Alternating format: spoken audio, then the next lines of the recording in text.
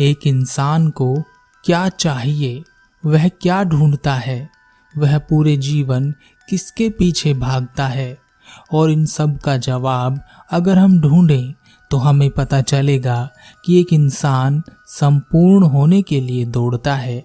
वह चाहता है कि वह कहीं जाकर रुक जाए, जहां वह कह सके कि अब मैं पूर्ण हूं और मुझे कुछ नहीं चाहिए। लेकिन क्या ऐसा होता है? क्या हम अपने मरते दम तक कहीं पर रुकते हैं, कहीं पर शांति प्राप्त करते हैं? नहीं, ऐसा नहीं होता। हम दौड़ते रहते हैं, भागते रहते हैं। किसके पीछे हमें यह भी नहीं पता होता। हम अपने जीवन तक ही नहीं रुकते, हम तो मरने के बाद भी दौड़ना चाहते हैं। हम अपनी चाहतों को पूरा कर लेना चाहते हैं, इसलिए हम कभी यह मानने को तैयार नहीं होते कि हम मरते भी हैं। हम अपने आप को आत्मा के रूप में जिंदा रखना चाहते हैं, पुनर्जन्म के रूप में जिंदा रखना चाहते हैं। किसी न किसी तरीके से हम बस बच निकलना चाहते हैं।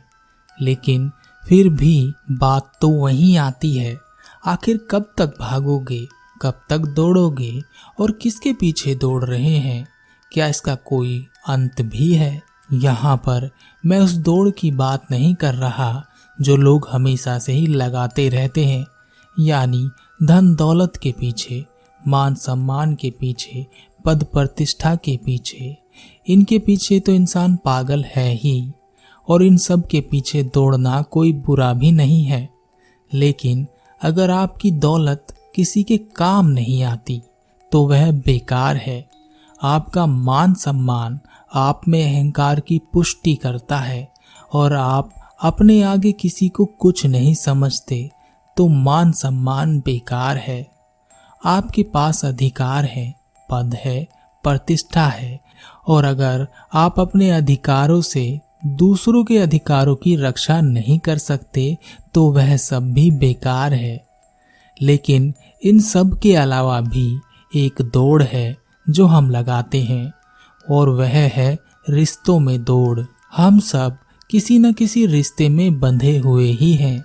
वह रिश्ते खून के भी हो सकते हैं और मित्रता के भी। आज के समय में सभी के रिश्तों में कुछ न कुछ तनाव सा है। यह तनाव पिता पुत्र, पति पत्नी, भाई बहन और सगे संबंधियों में सभी में रहता है। जरा किसी ने कुछ कहा नहीं कि रिश्ता टूटने के कगार पर आ जाता है, और इसका कारण है कि रिश्ते स्वार्थ पर टिक गए हैं। इनमें से प्रेम खत्म सा हो गया है। हम हमेशा सोचते रहते हैं कि सामने वाला हमारे लिए कुछ करेगा, और वह सामने वाला भी यही सोचता रहता है कि वह हमारे लिए कुछ करेगा। लेकिन कोई किसी के लिए कुछ करने के लिए तैयार नहीं होता। हमने एक दौड़ लगा रखी है, एक दूसरे के साथ, एक अंधी दौड़ जो किसी के समझ में नहीं आती। बेवजह बस हम दौड़ते रहते हैं, दूसरों की अटेंशन पाने के लिए, दूसरों की सहानुभूति पाने के लिए, दूसरों का समय पाने के लिए। हम बस अपनी बात रखना चाहते हैं, किसी की बात सुनना नहीं चाहते, और यही सामने वाला भी चाहता है। एक कहानी है, एक पिता अपने पुत्र से नाराज था। उस पुत्र के जन्म से उस पिता ने यह सोचा कि यह मेरा पुत्र मेरी निर्धनता, मेरी दरिद्रता को दूर करेगा, और यह कुछ बड़ा करेगा जिससे मेरा नाम होगा। मैं जो नहीं कर पाया वह यह करेगा। अब वह पुत्र युवा हो गया था, लेकिन जैसा होता है, युवा अवस्था एक तूफान की तरह होती है। हर कोई इसे संभाल नहीं पाता। युवावस्था में हम बहुत कुछ करना चाहते हैं, लेकिन यह सब अपने आप हो जाए ऐसे हम सपने देखते रहते हैं। हम अपने आप को बहुत शक्तिशाली समझते हैं। हमारे कदम धरती पर नहीं होते, हम हमेशा सपनों की उड़ान में तैरते रहते हैं। हम अपने आप को दूसरों से अधिक समझते हैं, लेकिन सपनों में वास्तविकता का सामना करने में हमें डर लगता है। इसलिए हम हमेशा क्रोधित रहते हैं और दूसरों को इसके लिए उत्तरदायी ठहराना चाहते हैं। उस युवा पुत्र के साथ भी कुछ ऐसा ही हुआ। वह कुछ नहीं कर पा रहा था। उसके पिता अपने पुत्र से नाराज रहते थे। वह उससे कहते, देख, उन दूसरे लड़कों को देख, वह राजा के यहाँ सिपाही है, वह दूसरा राजमहल में काम करता है, वह तीसरा व्यापार करता है, सभी कुछ ना कुछ करते हैं, तो तुझे करने में क्या दिक्कत है? इस दुनिया में ज्यादातर यही होता है। एक पिता अपने पुत्र से बहुत सारी आशाएं लगा लेता है, लेकिन कभी भी एक माली की तरह उसकी परवरिश नहीं करता। अगर एक माली अपने बगीचे में कुछ भी ना करे तो उस बगीचे का क्या होगा? वह प्रकृति के हाथों में चला जाएगा। जैसा वातावरण मिलेगा वैसा बढ़ेगा। ऐसा ही बच्चों के साथ हो जाता है। माली यानी पिता ध्यान ना दे तो बच्चे प्रकृति के हाथ में चले जाते हैं, यानी वातावरण के हाथ में।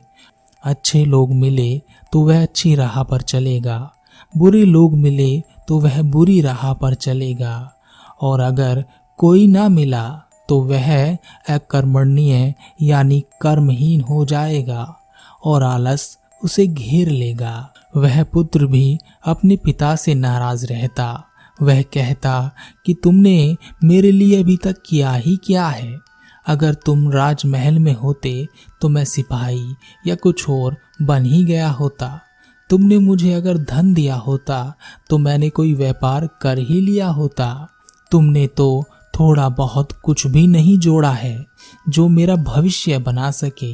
उन सब के पिता ने अपने बच्चों के लिए कुछ ना कुछ किया है, और तुमने मेरे लिए क्या किया है? बस 2 वक्त की रोटी दे देने से कुछ नहीं होता। यही गलती आजकल के ज्यादातर बच्चे करते हैं। वह यह नहीं जानते कि 2 वक्त की रोटी कमाने में कितनी मेहनत लगती है। हर किसी का पिता सम्राट नहीं होता। कुछ निर्धन भी होते हैं, दरिद्र भी होते हैं, पर जितना प्यार एक सम्राट अपने बच्चे से करता है उतना ही प्यार एक निर्धन और दरिद्र भी अपने बच्चों से करता है। भले ही सम्राट अपने बच्चे को सब कुछ आसानी से दे सकता हो, पर गरीब पिता भी अपने बच्चों को सब कुछ देने की भरपूर कोशिश करता है। वह हमेशा चाहता है कि उसका बच्चा वह ना देखे, वह ना भुगते जो उसने भुगता है। एक दिन उस गांव में एक गुरु आए। गुरु ने गांव वालों के समक्ष अपना प्रवचन दिया। उन्होंने संसार के बारे में बताया, संसार के दुख के बारे में बताया, मुक्ति के बारे में बताया, समाधि के बारे में बताया, और उन्होंने कहा, जब तक तुम अपने आप को नहीं जानते तुम कुछ भी सही नहीं कर सकोगे। अतः अपने आप को जानो। गुरु के प्रवचन सुनने वालों में वह युवा पुत्र भी था। गुरु के प्रवचन सुन उसने सोचा, गुरु सही कहते हैं, इस संसार में दुख ही दुख है। मैं बहुत दुखी हूँ, कोई किसी का नहीं होता। मेरे पिता मेरे नहीं हैं, मेरी माता मेरे बारे में नहीं सोचती। मैं यहाँ रहकर भी क्या करूं? मुझे सन्यासी हो जाना चाहिए। यह मेरे जीवन का लक्ष्य होना चाहिए। मुझे अपने आप को जानना चाहिए। उस भीड़ में वह पिता भी मौजूद थे। उन्होंने भी गुरु के प्रवचनों को सुना और सोचा, गुरु सही ही कहते हैं, यहाँ कोई किसी का नहीं है। मेरा पुत्र मेरा नहीं है, मेरी पत्नी मेरी बात नहीं मानती, मेरा सम्मान नहीं करती। यहाँ दुख ही दुख है। मुझे सन्यासी हो जाना चाहिए। मेरा बहुत समय बेकार हो गया, पर अब मैं अपना समय बेकार नहीं करूँगा। दोनों पिता पुत्र अपने घर पहुँच गए। रात भर उनके दिमाग में सन्यास के बारे में विचार चलते रहे और उन्होंने सन्यासी होने का निश्चय कर लिया। पुत्र ने सोचा, माता पिता को बताने की आवश्यकता नहीं है। उन्हें बताऊंगा तो वह बेवजह मुझे रोकेंगे, इसलिए रात को चुपके से निकल जाऊंगा। पिता ने सोचा, पत्नी को बताऊंगा तो वह मुझे जबरदस्ती रोकेगी, वह मेरी बात नहीं समझेगी और मेरा पुत्र तो है ही नालायक, उसे बताकर भी क्या फायदा। वैसे भी वह मुझे कुछ समझता नहीं है, इसलिए रात को चुपके से निकल जाऊंगा। अगली रात को पुत्र चुपके से वहां से गुरु के आश्रम की ओर चला गया। वह गुरु के पास पहुंचा और उसने गुरु से कहा, हे गुरुदेव, मैंने आपकी प्रवचनों को सुना, मैं बहुत प्रभावित हुआ। मैं जान गया हूँ कि मैं कुछ नहीं जानता। मैं ध्यान ज्ञान के मार्ग पर आगे बढ़ना चाहता हूँ। मैं आपका शिष्य बनना चाहता हूँ। गुरु ने कहा, क्या तुमने अपने माता पिता से इसके लिए आज्ञा ले ली है? लड़के ने कहा, नहीं, मुझे उनकी आज्ञा लेने की कोई आवश्यकता नहीं है। वैसे भी आज तक उन्होंने मेरे लिए कुछ नहीं किया है, तो फिर मैं उन्हें क्यों पूछूं? गुरु ने कहा, पुत्र, मैं भी तुम्हारे लिए कुछ नहीं करूंगा। जो करोगे तुम अपने लिए ही करोगे, लेकिन मेरा शिष्य बनने से पहले तुम्हें मेरे लिए एक कार्य करना होगा। बोलो, क्या करोगे? लड़के ने कहा, हाँ, आप जो कहेंगे वह मैं करूंगा। गुरु ने कहा, ठीक है, तो मुझे अपनी मेहनत से कमाकर 2 वक्त का खाना खिलाओ। याद रहे, भीख नहीं मांगनी है, पैसा नहीं चुराना है। अपनी मेहनत से जो तुम कमाओगे उससे भोजन बनाना और मुझे खिलाना, तभी मैं तुम्हें अपना शिष्य स्वीकार करूंगा। लड़के ने कहा, जैसा आप चाहते हैं मैं बिल्कुल वैसा ही करूंगा। यह कहकर वह लड़का वहां से चला गया। थोड़ी देर बाद वह पिता भी गुरु के पास पहुंचा और गुरु से कहा, हे गुरुदेव, मैंने आपके प्रवचन सुने हैं। आप सही कहते हैं, यह संसार बुरा है। हम अपना समय बर्बाद कर रहे हैं। मैंने अपने समय का उपयोग करने का निश्चय किया है। मैं भी ध्यान ज्ञान के मार्ग पर आगे बढ़ना चाहता हूँ। मैं सन्यासी बनना चाहता हूँ। मैं आपका शिष्य बनना चाहता हूँ। गुरु ने कहा, यह संसार बुरा है, मगर कैसे? पिता ने कहा, मेरा पुत्र मुझे कुछ नहीं समझता। मेरी पत्नी भी मेरा सम्मान नहीं करती और उसके और मेरे बीच हमेशा तनाव रहता है, झगड़ा होता है, जिससे मैं बहुत दुखी रहता हूँ। मैंने उनके लिए बहुत कुछ किया, लेकिन वह मेरा जरा भी एहसान नहीं मानते। गुरु ने कहा, अगर तुम्हारा पुत्र और पत्नी तुम्हारा एहसान मानने लगे या वह तुम्हारा सम्मान करने लगे और तुम्हें समझने लगे, तो यह संसार अच्छा हो जाएगा और तुम इस सन्यास को छोड़कर वापस चले जाओगे। पिता ने कहा, ऐसा कुछ भी नहीं होने वाला। ना ही वह मुझे कभी समझेंगे और ना ही कभी मैं सन्यास को छोड़ूंगा। गुरु ने कहा, ठीक है, तुम यहीं पर रुको। मैं तुम्हें अपना शिष्य बनाऊंगा या नहीं, यह मैं तुम्हें बाद में बताऊंगा। उधर जब उस व्यक्ति की पत्नी को पता चला कि उसका पति उसे छोड़कर चला गया है, उसका पुत्र भी उसे छोड़कर चला गया है, तब वह पागलों की तरह चिल्लाने लगी। उसे एहसास हुआ कि उसके पति की उसके जीवन में क्या जगह है। उसके बिना वह अपने जीवन की कल्पना नहीं कर पा रही थी। उसे लगा जैसे उसकी सुरक्षा हट गई है और अब वह अपने आप को असुरक्षित महसूस करने लगी। वह डरी हुई थी। वह अपने पति और पुत्र को ढूंढने के लिए घर से निकल पड़ी। उधर वह पुत्र गुरु के लिए मेहनत से कुछ अनाज खरीदना चाहता था। उसने कई जगह काम मांगा, लेकिन उसे कहीं काम नहीं मिला। कुछ एक जगह काम मिला तो वह काम बहुत मेहनत का था और वह मेहनत नहीं करना चाहता था। अगले दिन सुबह से शाम हो गई और उसे भूख लगने लगी। उसके पास खाने के लिए कुछ नहीं था। उसे भोजन चाहिए था।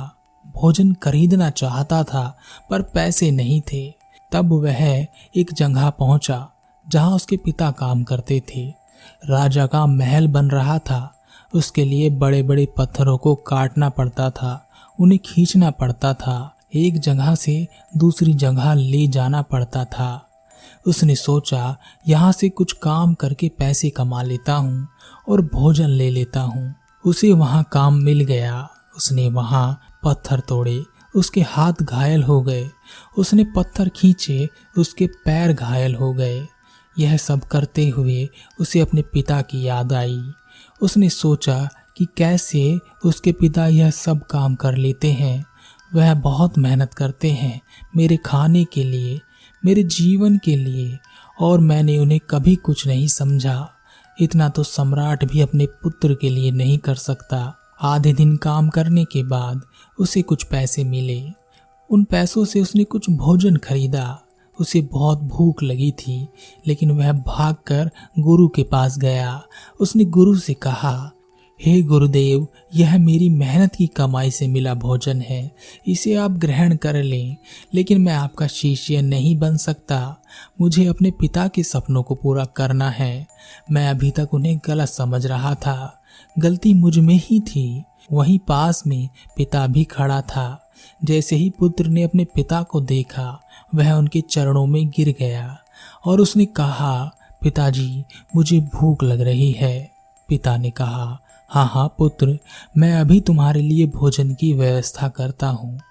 उधर वह पत्नी भी अपने पति और पुत्र को ढूंढती हुई गुरु के आश्रम पहुँच गई और उसने पति से क्षमा मांगी और कहा, मैं आगे से आपका अनादर नहीं करूँगी, पर आप मुझे छोड़कर कभी मत जाइएगा। मैं आपसे क्षमा मांगती हूँ। पत्नी और पुत्र के आते ही वह पति सन्यास वन्यास सब भूल गया और उसने गुरु से कहा, गुरुदेव, मुझे क्षमा करें, पर मैं सन्यास नहीं ले सकता। अभी मुझे अपने पुत्र और पत्नी के लिए बहुत कुछ करना है। मैंने उनके लिए अभी तक कुछ भी नहीं किया है। गुरु मुस्कुराए और गुरु ने कहा, अवश्य, मुझे प्रसन्नता होगी, तुम जा सकते हो। हम में से बहुत सारे लोग सन्यास के बारे में सोचते हैं। जब कोई हमें सन्यास, समाधि और ध्यान के बारे में बताता है, लेकिन हम अपने भीतर नहीं झांक पाते कि हम सन्यास के बारे में क्यों सोच रहे हैं। क्या यह हमारे अंतर की आवाज़ है, या हम किसी दूसरे की वजह से दुखी हैं और उससे छुटकारा पाने के लिए सन्यासी होना चाहते हैं। हम में से बहुत सारे ऐसे लोग सन्यास के बारे में सोचते हैं जो कर्महीन हैं, जो चुनौतियों को लेने से डरते हैं, जो अपने सांसारिक जीवन में विफल हो रहे हैं, जिनमें संघर्ष करने की क्षमता नहीं रह गई है। उन्हें लगता है सन्यास बहुत आसान है, ज्ञान मिलेगा, सम्मान मिलेगा और शायद यह दुनिया ऐसे लोगों को सम्मान दे भी देती है। किंतु सन्यासी होने के लिए कर्मनिष्ठ होना बहुत आवश्यक है। ध्यान, ज्ञान, समाधि कोई भी कर्महीन व्यक्ति पा ही नहीं सकता। यह रास्ता उनके लिए नहीं है जो विफलताओं से डरते हैं। जो संसार में चुनौतियों को स्वीकार कर सकते हैं, वही असली सन्यासी बन सकते हैं। नहीं तो आप केवल खेल ही करते रह जाएंगे।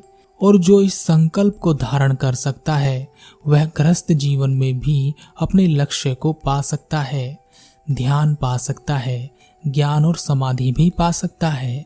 लेकिन उसके लिए वहाँ चुनौतियाँ अधिक होंगी। एक धनवान सुखी व्यक्ति अपना धन और सुख छोड़ दे तो यह बड़ी बात है, लेकिन एक निर्धन कहे कि वह अपना धन छोड़ रहा है तो यह कोई बड़ी बात नहीं है, क्योंकि उसके पास धन है ही नहीं। यही हमारे साथ है। हम मन, वचन और कर्म से निर्धन हैं। जो मन, वचन और कर्म से धनवान है, वह सन्यासी बने तो उसका सन्यास फलित होगा। ऐसा व्यक्ति संसार में रहकर भी सन्यासी हो सकता है।